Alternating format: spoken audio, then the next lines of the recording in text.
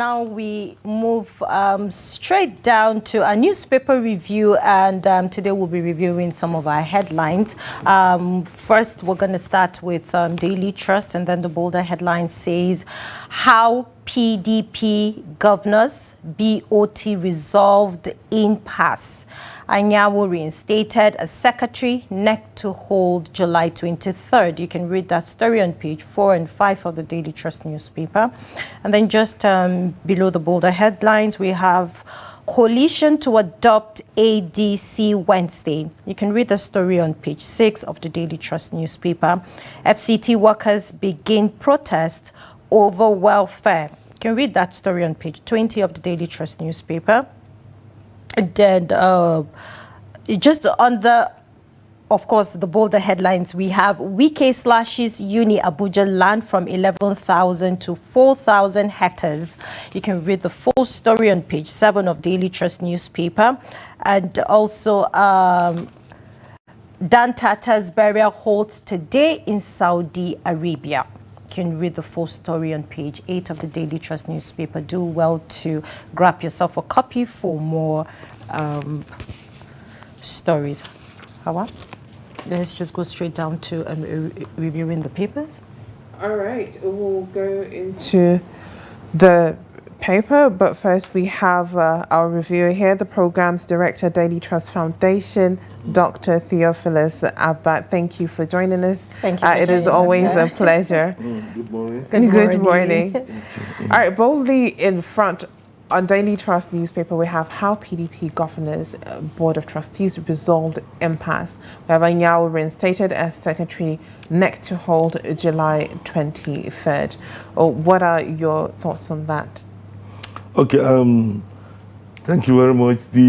What happened at the PDP yesterday was quite interesting, but I look at it as the tip of the iceberg. The fact is that Anyanwu has been a controversial position, let me put it that way, because as national secretary of the party, is like, let me put it in quote, the registrar or the administrator of the party. It's a very, very important position, you know.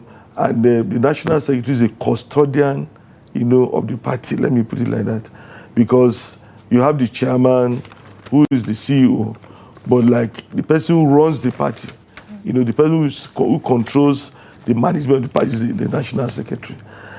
Now, I'm emphasizing this because the problem with the PDP over the years is that the NWC members of the party are always, let me use the word agents, or some other bigger forces.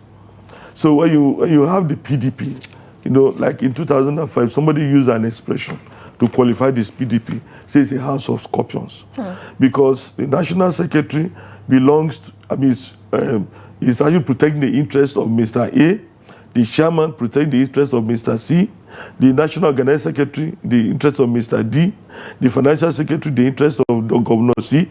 So you see, among the NWC members, you know, they are the eyes of those who are not within the party. And that is why you have this kind of conflict. Now, you see, so the national secretary, you know, protecting the interest of somebody out there who can challenge the chairman. The chairman will say, let's do this. The NWC members say, let's do that. Because he knows that it will not benefit his principal. He will say no. If you are making a move against a governor, and perhaps the national financial secretary is the agent of the governor, you find a way to act in it. You know, so you see, that's the problem with the PDP over the years. The PDP is not a unified, you know, organization. The PDP, NWC especially, are then appointed by some interests, and there is this conflict all the time. You know, what is going to happen now? The decision that is being taken, is it going to favor my candidate? Is it going to favor my boss? Can it go down well with him? How will it affect his fortunes? You know, some of them may not actually be governors. Some of them be presidential candidates. Some of them be people who are deputy governor, maybe eyes of positions in government. They'll be, say, okay, if it's not going to have, be in the interest of their own, let me use the word sponsor, they will thwart it. And if you look at it, even at elections, PDP members don't always come and say, let us vote. You say, okay, the president is the one that produced the chairman. so and so person produced the national secretary, so and so person produced financial secretary.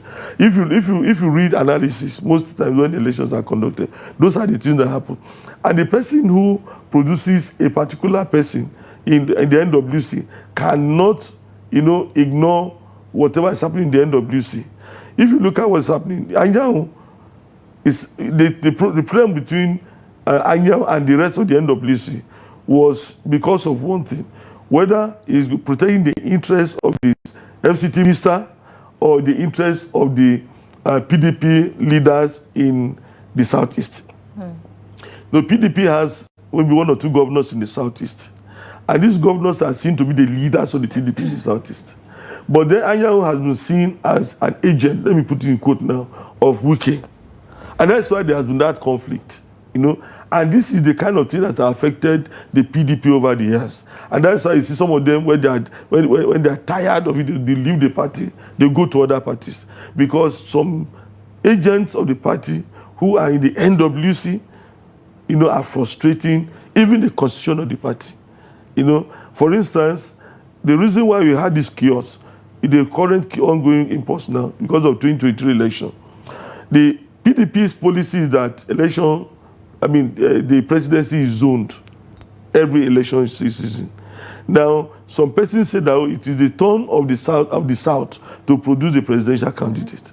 But the chairman of the PDP at that time, Yoshayu, with some other guys, now insisted that anybody is to be thrown open, that anybody can contest. Say no. In 2019, it was not like that. In 2019, the South abandoned the position and said they not take. So 2023, it is the turn of the South. And they say no. So those interests are actually the problem of the PDP.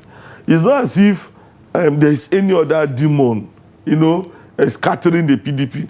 And although some people say, some external forces like the APC are distorting it. No, APC may have their, strategy of creating problem in opposition parties. But even the party itself, it does not obey its own law, its own constitution. And that's why you have the problem with the PDP. So personal interest is creating... It's a whole lot of personal political interest. Intrigues, games here and there. So the thing is truncating even the rules that the party has set for itself. So if you look at it, it's actually the PDP destroying the PDP. That's why the phrase, House of Scorpions, is still valid even today.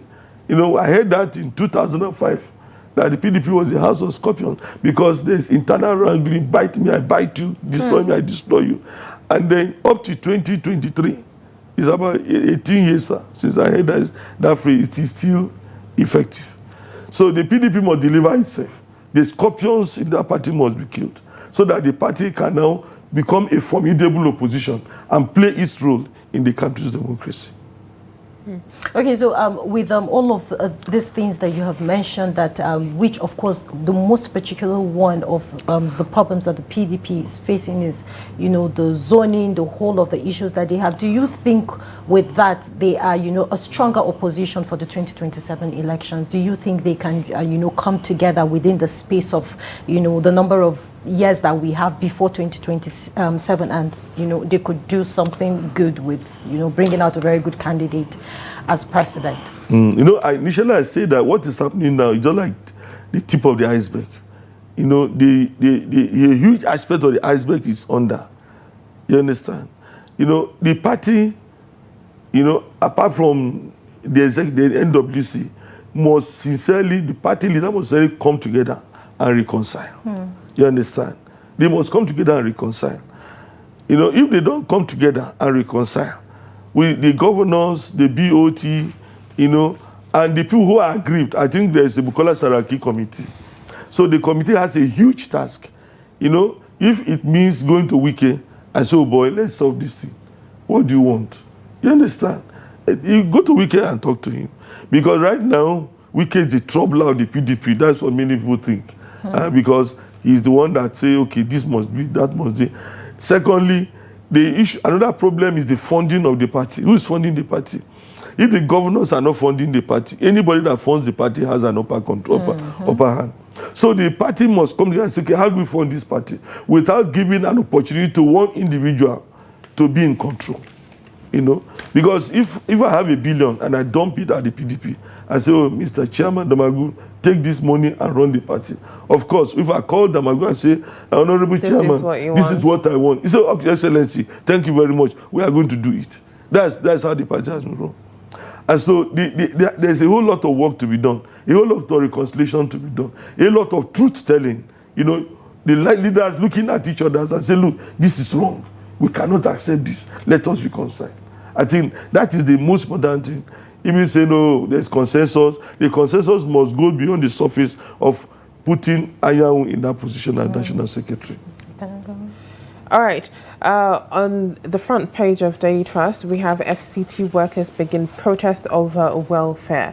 We've seen for the past couple of months, a lot of FCT workers have protested over, their rights that have not been fulfilled. Or what do you think about that? And why do you think Wiki has not, said anything or done anything to make sure that, they've been served the way they're supposed to? Well, I think the most pronounced one has been the primary school teachers strike. And one really needs to study what is happening at the area councils to know why the primary school teachers are not being paid the minimum wage. Because primarily from the federation account, every local council receives monthly allocation. And that monthly allocation includes an amount from the first line charge for UBEC. That is to say that primary school teachers ought to be paid. The government has, under setting up the Universal Basic Education Commission, insists that primary school teachers must be paid. The money to pay primary school teachers is part of the money that is given to local government chairman. Now, my problem is that if they say they cannot make this payment, because I don't see any reason why they shouldn't be able to pay the minimum wage, because the allocation has increased. The allocation to local councils have increased. The allocation to states, maybe let me put it, FCT has increased. So, and that's why we are seeing projects here and there being executed. So if the allocation has increased, why can't local councils pay a minimum wage? I think this thing has to be probed by the National Assembly, because the National Assembly, I think the House of Reps, is the body that supervises what happens at a local council. And I'm surprised that they have not taken a definite stand, because for months now, all the primary school children in the FCT have been at home for several months. They have called out their strike. They are resuming today, and they have not resumed. So it is unacceptable that this is happening. Now, but when you talk about other welfares, I think, I don't know exactly what the welfares are, but then if you pay their salaries, give them the allowances, I don't think there should be strike. And somebody like Wike can actually intervene and do something, because his profile is high. People commend him for completing several abandoned projects in the FCT. If you go to Kuje, you see what is going on there. If you go to many villages, suburbs in Abuja, in the FCT, you see road construction, you see all sorts of being opened up. Those are commendable efforts being made by the FCT minister. And I think that you shouldn't ignore the welfare of the staff. The money that you need to take care of the welfare of the staff is not as much as you need to do some of these projects. So it's human beings that make use of this infrastructure that you are setting up. So you must take care of human beings. True. Okay, so we'll still come back to the FCT, where we have Wike slashes Uni Abuja land from 11,000 to 4,000 hectares. That is still part of what's going on in Abuja. But then at the top of Daily Trust, we have Truji's ally, Bokolo, 6 bandit commanders and 182 foot soldiers killed. What are your thoughts on this? And do you think there's any progress when it comes to insurgency and terrorism? Well, I think it's a commendable effort by the military. Highly commendable, because over all this while we've been talking about, these bandits, talking about negotiations, talking about peace move, giving them, assurances, giving them amnesty, all those have been happening. But then these people have not, have not reciprocated what the government has been doing. So, like I have argued again and again, that before you can say, bandit, come, let's talk, you have to defeat them. You must have an upper hand. With these 6 commanders and his allies, 2G's allies, dealt with. I'm thinking that the security operation should go after 2G. Just last week, he killed over 40 persons. They were even heard about 20 of them security, personnel, soldiers. They were killed in Zamfara State. And that cannot be allowed to continue. We're talking about, a reconciliation, about peace moves, about all this and all that, and it has not worked. So it's good to go all out after these bandits, because unless you deal with them, even the next 10 years, the next 20 years, we'll still have them trouble Nigeria. As long as we are not determined to get rid of them, so long they will continue to disturb the country. The former chief of army staff, he said that this thing will be with us for another 20 years, which is not good. Right now, the rural areas have been taken over by these bandits. People cannot go to farm. Everybody is moving to the city, And if everybody moves to the city, it means I will hand over the rural areas to them, which is unacceptable. Right. So there have to be a way of, cutting them, driving them from this rural space and then reclaiming the land. All right, thank you very much, Dr. Theophilus. It's always a pleasure having you here, even though we've not gone through all the headlines that are on the front page of today's Daily Trust. That is all we have for you today on Daybreak on Trust Television. Make sure you tune in tomorrow at 8 a.m. so that you can join us in the conversation. I am Hawa Adam Kiawa. Thank you for watching. And I am Yimana Bagudu. Thank you for watching. Do have a great day. Bye-bye.